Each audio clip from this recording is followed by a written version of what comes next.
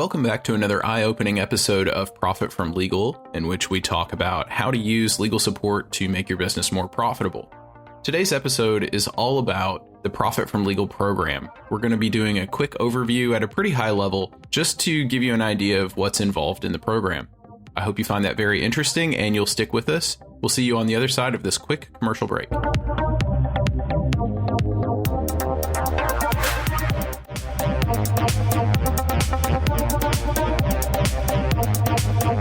Thanks for sticking with us through the commercial break. Today I'm presenting an overview of the Profit from Legal program. This is our firm's new core offering. It's called Profit from Legal, and it's designed to help small to medium businesses, or SMBs, use legal support in order to become more profitable. The ultimate goal is not just higher profitability, but also increased value, lower stress, and a business with enhanced resilience, one that's less prone to disruption. But how do you get there? That's what today is all about. I should start off by saying that the Profit from Legal program is a 6-month program, and it's delivered in a series of modules. There's an overall 6-month program timeline, but it's broken into 30-day productivity cycles with weekly themed focus points.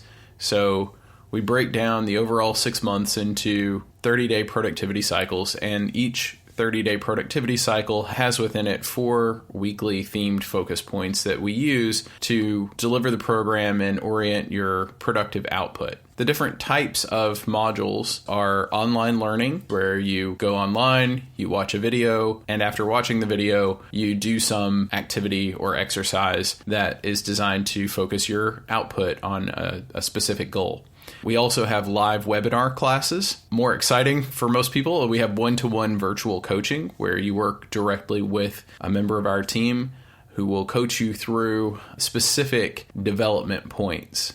And then special events, whether they be master classes or your business allies group that will put you in, offering peer support, our accountability program that is focused around a tracking and analysis tool, and workshops, fundamentals training or advanced skills training or special strategy training that we do in workshops. So it's basically a group training. So there's one-to-one virtual coaching, there's group training, there is an online learning component, and there are some live webinar classes, master classes, and then we're going to be doing some special events and special programs as well.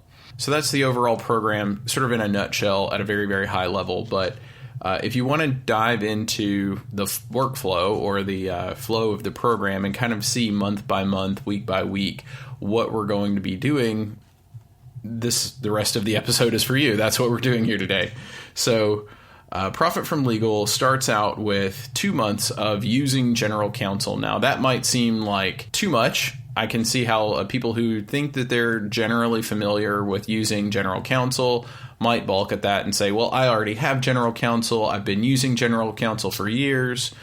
But you join the Profit from Legal program not because you need a general counsel 101, but because you need to, in some ways, as Yoda would have said, unlearn what you have learned, and you need to learn how to get the most out of your general counsel service. That's what we're here to do. We're here to train you how to use legal support in order to be more profitable, to have a more valuable company, to be less stressed, and to have enhanced resilience. And in order to do that, you have to be willing to think a little bit differently. In some of the interview episodes that we've had prior to this in the podcast lineup, we've talked about mindset on a number of occasions. And the reason that we've talked about mindset a couple of times is because mindset is absolutely crucial to the Profit from Legal program, to making sure that you get the outcome that you want. You need to embrace a new and more productive mindset and be willing to unlearn some old bad habits and learn some new good ones. So using general counsel does take about 2 months of the program. And it starts off with our 5 legal E's, our signature method. We want to encounter you where you are. We want to ask what is and has been your legal strategy up to this point, what's working really well, what's missing or broken. Then we're going to define a win that's specific to you. This might happen as part of the one-to-one coaching. A lot of this initial first step really is going to be very customized, a very customized part of the program where we're digging into what it is that your company specifically wants to get out of profit from legal. We're going to enrich then. That's the third step of the 5 legal E's. And doing that at this point and for this particular exercise means kind of a weed and mulch process, right? We're going to weed out what legal systems are not essential, what things do we need to get rid of, but what are essential, and how can we harmonize different approaches to reduce conflict. And in your business, what profitable patterns do you want to replicate, and how can your lawyer be a part of that process? The fourth step of the 5 legal E's is envision. So we're going to move on to that step and design a mental model. Now, we have a legal canvas, which a canvas is kind of like a template process on a page, if you want to think about it that way. And we're going to talk about pain points, the mistakes that you've been making, your legal accountability team, systems and processes, and target outcomes. Now, when we talk about mistakes that you've been making, you might think about that in a less judgmental way. You might think about it as challenges that you faced or sticking points, things that you've wanted to do for a long time, but either you haven't been able to summon the initiative to do it, the momentum hasn't coalesced around your efforts, and we want to figure out what it is that is keeping you from reaching the goals that you've set for yourself. And then finally, enforce. The enforce system is all about, at a high level, making things happen again and again and again, making the outcomes that you've envisioned for yourself in the prior step and the systems and processes that you've decided to utilize in the enrich step happen functionally, effectively, efficiently over and over and over again. That's what enforcement is. And so we actually have an acronym for enforcement that we call DREAD, D-R-E-A-D. Now, it's kind of funny. When we were thinking about this acronym, we not only thought about Judge Dredd, which might make you chuckle, but we also thought about the fact that lawyers really do inspire some degree of dread. But we want to turn that on its head, and we want you not to dread. We want to use this in a positive way and say we want to get rid of the dread that you normally have with enforcement and replace it with good dread. And the good dread is our acronym DREAD: detection, reporting, evaluation, action, and determination. One more time, that's detection, reporting, evaluation, action, and determination. And we bookend this using general counsel step with 2 explainer videos. One is about small business preventive law generally, why it's important, what it is, that sort of thing. And then an explainer video about Better Together, the BAIL team. And we introduced this acronym, another acronym, the BAIL team, BAIL, banking, accounting, insurance, and legal. And we talk about legal in the context of your overall support team and how legal can be working with these other members of your support team in order to achieve the best outcomes for your business. Now, in week 2, we move on to the 5 good legal E's. Now, we've used this 5 legal E's process already, so there's a degree of basic familiarity that has already been introduced, but we dive into the 5 legal E's process and our legal E's canvas and how to use this tool really effectively in a wide variety of contexts in your business. We don't want to talk too much about it now, but at a high level, we're just introducing the 5 legal E's canvas and concepts, and we will train you on those concepts and how to use the canvas to get some really astounding results in your business. In fact, the 5 Legal E's canvas that we give away as part of the Legal Profitability Scorecard prize, when you complete the Legal Profitability Scorecard at profitfromlegal.scoreapp.com, we give away a copy of the 5 Legal E's canvas. And it has sort of a built-in exercise in that canvas, and it's designed to be like printed, and it makes a nice little quad-fold booklet.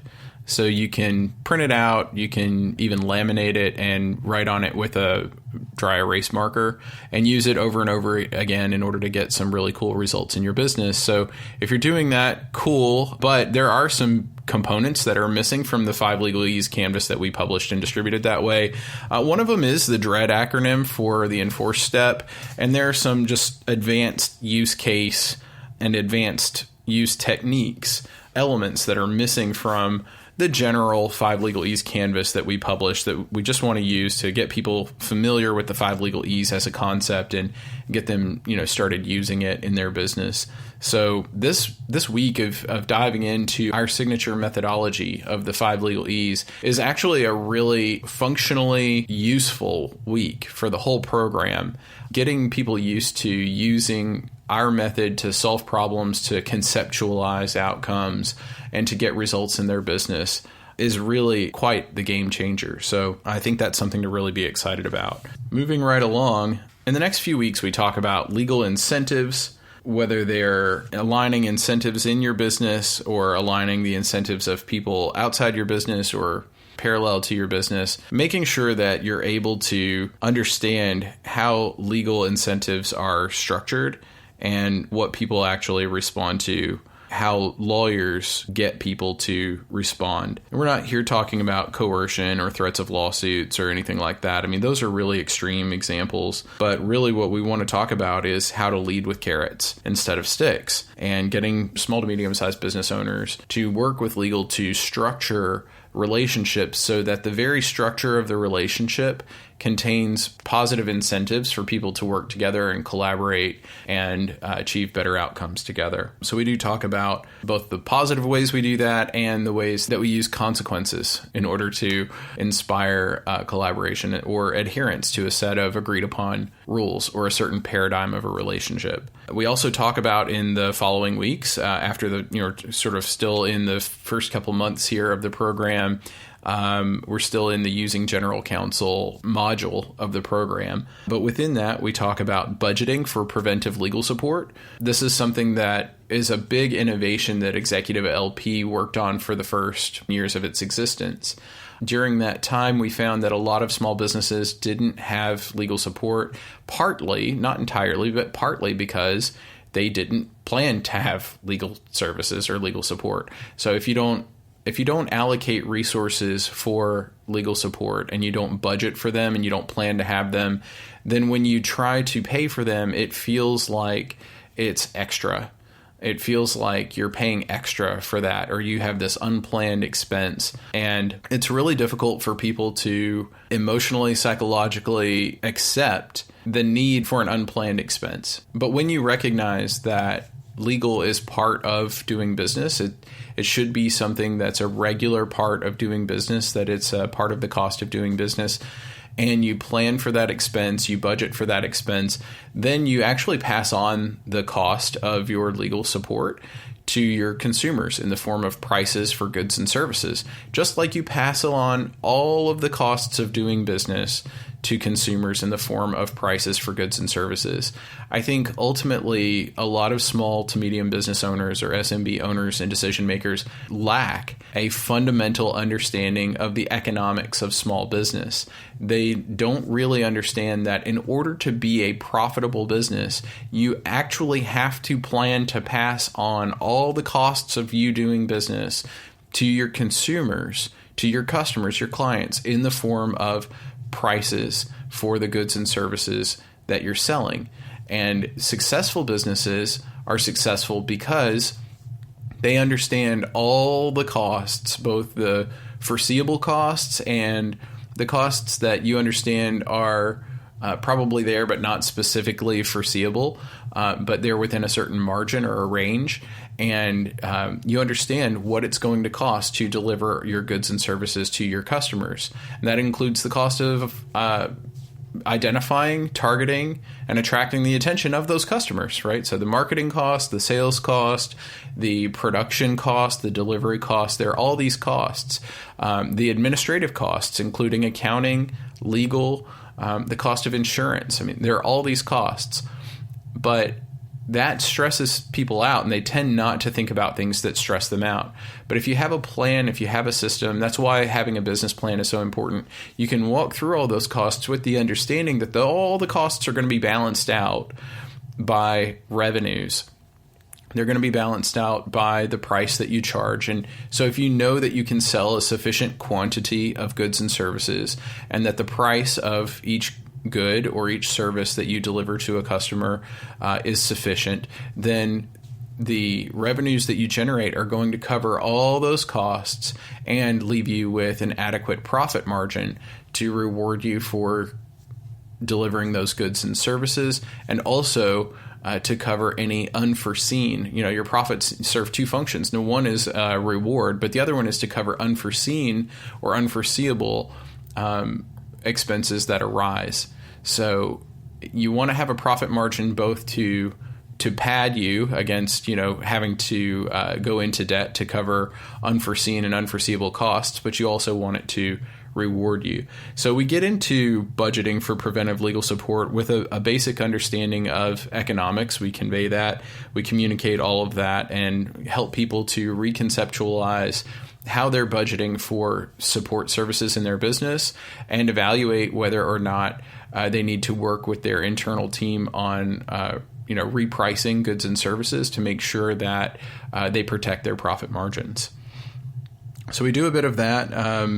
There's some really great exercises in that module, and we do some live demonstrations, and we deliver a written report that's part of that. So you get some really key deliverables that are functionally very useful in your business at that stage. Then we talk about in the following week, we talk about general counsel, your business and your customers, sort of how you forecast conflict, prevent conflict, resolve conflict, and that sort of thing. Then there's a section on legal documents, using legal documents correctly. This is something that people think about, but they think badly about it a lot of the time. They don't really think about how legal documents are actually supposed to be generated and used. They think about the way they want them to be generated and used, and they have a lot of fears. They have fears that documents are going to be too long, or that they're going to be too complicated, or they're not going to be easy to read. In reality, though, a lot of those fears are unfounded for just really basic reasons. Like if you put a contract in front of another responsible business owner, they're probably not going to be reading that by themselves in isolation. You shouldn't have a fear that the document is too long or that it's too complicated, because the first thing that other responsible business person is going to do is put it in front of their lawyer, and their lawyer is going to read it. And their lawyer is responsible for translating legal to English for their client. And so this concern that you're putting a document in front of another business person and they're not going to be able to understand it is just basically unfounded, because they need to have their own legal support. And if they don't, then maybe they're not of a caliber of business that you ought to be dealing with on a regular basis. Or it's caveat emptor, buyer beware.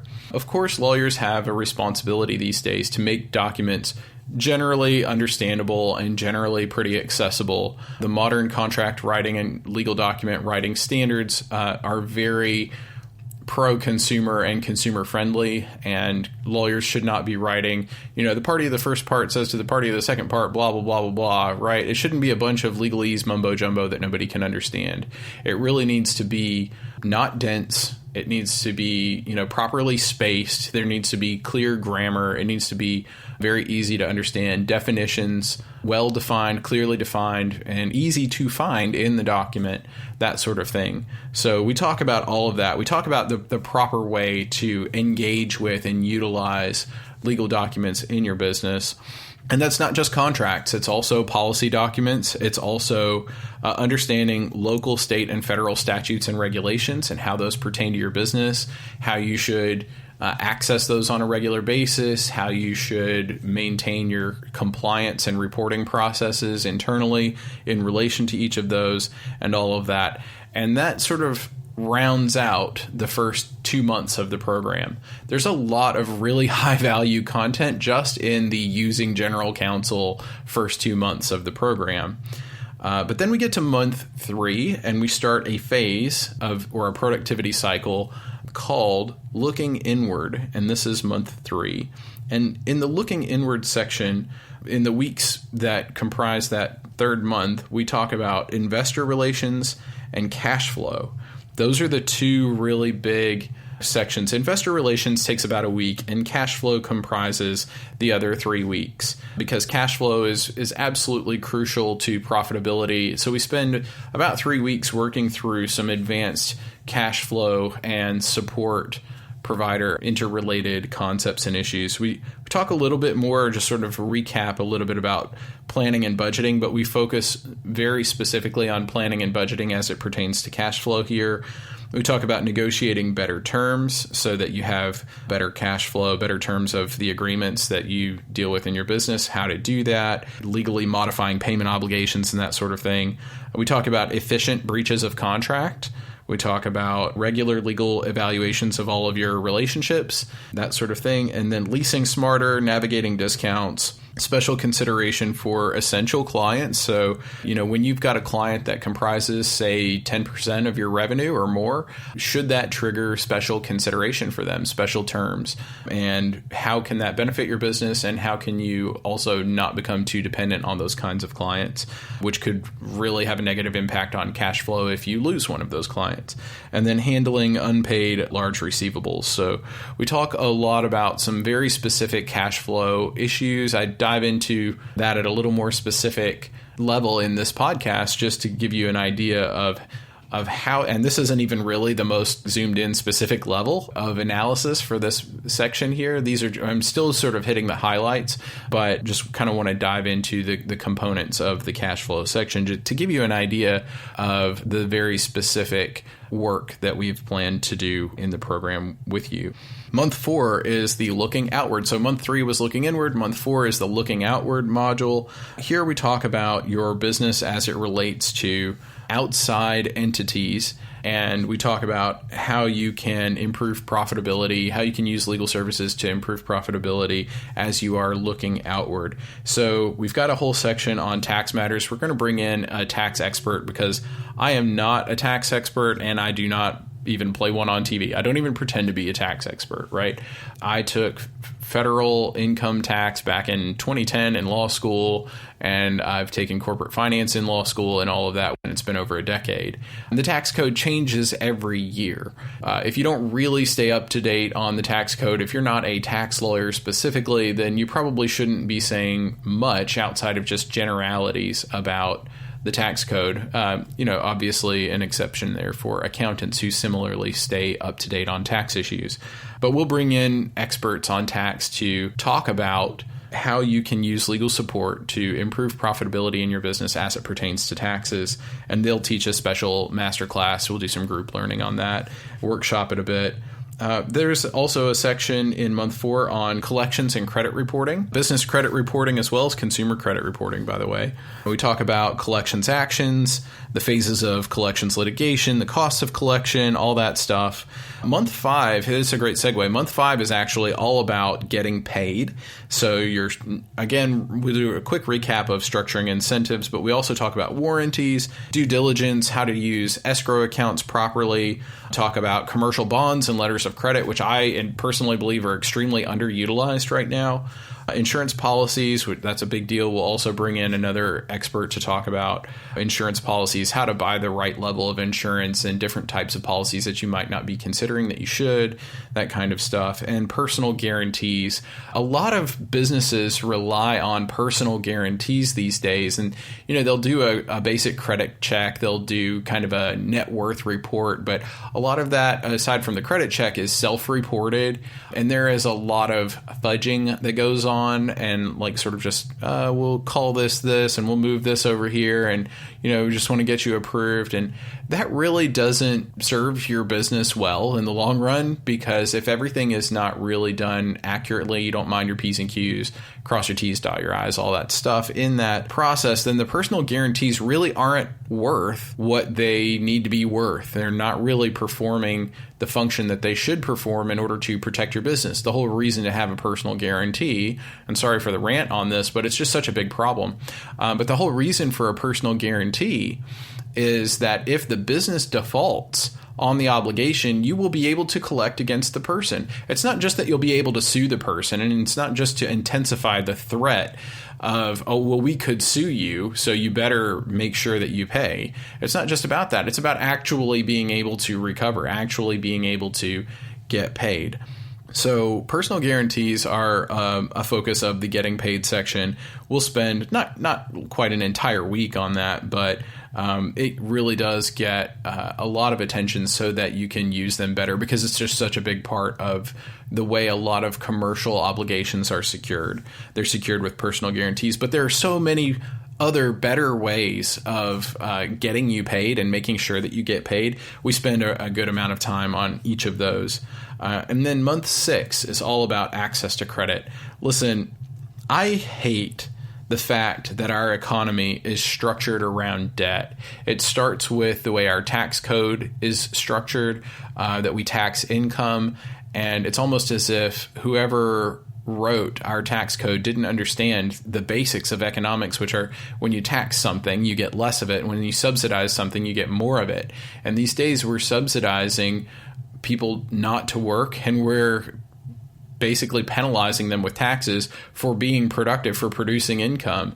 And so it's no wonder that we have an extraordinarily high national debt, huge amounts of student loan debt, credit card debt. Debt is everywhere. Our whole economy is structured around and runs on debt, the owing of obligations. And that's really dangerous. It's not sustainable. It's systemically and structurally unsound. If you want to have a business that's a top performing business, you need to know how to use debt to serve you. Because if you don't use debt appropriately, then the debt-driven economy will use you. It will chew you up and spit you out. It can destroy your business. This one thing alone really can just wreck your whole business if you're not properly using debt. And if you have no debt, that can be damaging as well, by the way. Sorry, Dave Ramsey, but I believe that some businesses, in fact, most businesses, probably do need to carry some kind of debt. You need to at least, at a minimum, have access to something like a business credit card or a business line of credit, because you need to have flexibility in your cash flow. And for me personally, in my business and for my clients, as I advise them about debt-related matters and their obligations and what to pay and how to structure their agreements, I always prioritize profitability and cash flow above the amount of debt you're carrying. The truth is that a business can carry an enormous amount of debt as long as it has sufficient cash flow. And there might be really good reasons for doing that, both tax reasons as well as long-term financial reasons, like being able to carry a debt for a long period of time and then perhaps settling the final payment on that debt for a lesser amount. Obviously you want to plan to pay everything that you've agreed to pay, but circumstances change, the economy changes, things change. It's a dynamic economy and lenders take risk, right? So sometimes the risk breaks their way and sometimes it doesn't have to. So you need to understand how all of that works, think strategically, think tactically about the way you use debt. And the bottom line is you should use debt. The debt-driven economy shouldn't just use you. It shouldn't just consume you. You are ultimately in control of your debt. And unless you understand access to credit, then it's really difficult to be in control when it comes to debt. And we have 5 C's when it comes to credit. These are the 5 C's of access to credit. They are capacity, capital, character, collateral, and conditions or circumstances. Conditions or circumstances, they're both C's, and they're both basically talking about the same thing. So we'll talk about the 5 C's of access to credit in month 6. And that rounds out our 6-month program. So now you kind of have at a very high level an understanding of what we're delivering in the Profit from Legal program. The way we deliver these different modules is going to vary. We're going to experiment a little bit and find out what works and what doesn't. What works best as a one-on-one consulting or discovery session. What works best as functional training, like a lab with some one-to-one functional hands-on training, what works best as a masterclass, group learning, and what we can do through the Business Allies group and the accountability program that's part of Profit from Legal, and then what really does work best as workshop or group training where we're sourcing the wisdom of the crowd, we're bringing in experts, but we have this high level of feedback, Q&A and all of that's also part of it. Profit from Legal is a dynamic legal operations development program. It's not something that's rigid. It's something that's designed to work well in a custom and dynamic way for the participants in the program. We're more committed to principles than rules, and we have the weekly themed focus points that all of our actions revolve around. We have specific problems that we're trying to solve, specific results that we're trying to deliver for the clients. But ultimately, each client that goes through Profit from Legal approaches it in a slightly different place. Maybe they're in a different place in terms of the life cycle of their business. Maybe they're in a different place emotionally or psychologically or financially, whatever the case may be. Everybody's kind of coming at how to use legal support in order to be more profitable from a different place or for different reasons. And we need to also have the flexibility to receive people in the state that they're in, to encounter them where they are. That's the first step that's the first E of our 5 legal E's, is encounter them. Encounter them where they are, objectively evaluate what is working and what isn't, and then from that point on, flow through the rest of the 5 legal E's and get them to higher profitability, a higher business valuation, reduced business stress, enhanced resilience, some reliable return on investment tracking for their legal support, attractive working environment for the top talent in their industry, and enhanced scalability. These are all benefits that can flow out from the Profit from Legal program. I've talked to you a little bit about what we've got planned, but you know what? That's subject to change. We might add things. We might decide that there's too much of an emphasis on some things and reduce that or eliminate those things that we find are unnecessary. We're learning as we go, and we want you to be part of the process. It's very, very exciting, and we really have the potential to do not only what we set out to do, but to have some exciting and surprising outcomes that are really positive for our clients as well. So I hope if you're interested in Profit from Legal after listening to this episode, that you'll do something for me. It's very quick. It won't cost you anything. And it's very, very easy. Go on to profitfromlegal.com. At the top, there's a link to the Legal Profitability Scorecard. If you'll take the Legal Profitability Scorecard today, it's going to help you evaluate how well your legal counsel is contributing to the profitability of your business. Now, this assumes that you already have a lawyer. We're not trying to replace your lawyer. We did a special bulletin on this already. You can go back and listen to that in the podcast lineup. We're not trying to replace your existing general counsel. What we're trying to do is not only add a little more accountability to that relationship, but help you get more out of the relationship. What your general counsel lawyer should see whenever they look at Profit from Legal is job security. We're basically going to show you all the wonderful benefits that they're already providing to your business and how to get more of those benefits in a way that's easier for both you and your lawyer. This is designed to make your existing legal support better, not just better for you, but better for your lawyer as well. And it's supposed to make the relationship more like the way it's supposed to look and the way it's supposed to work. Right now, you might be really happy with your existing legal counsel, and that's great. But being really happy with something and it being optimized for return on investment are different. You might be happy with your service because you really like your lawyer personally and you have good emotional feelings about them, and that's awesome. But we want to make sure that your lawyer is contributing as much as they can to your bottom line, to the profitability of your business, because ultimately, long term, that's what's going to make that relationship sustainable and profitable for the long haul. Well, that's all for this episode of Profit from Legal. Don't forget to go to profitfromlegal.com, click the button to take the Legal Profitability Scorecard. Also, if you're enjoying the podcast, please subscribe on Apple Podcasts or Spotify or wherever you listen to podcasts and share it with your friends. And we'll catch you in the next episode of Profit from Legal. Thanks for listening.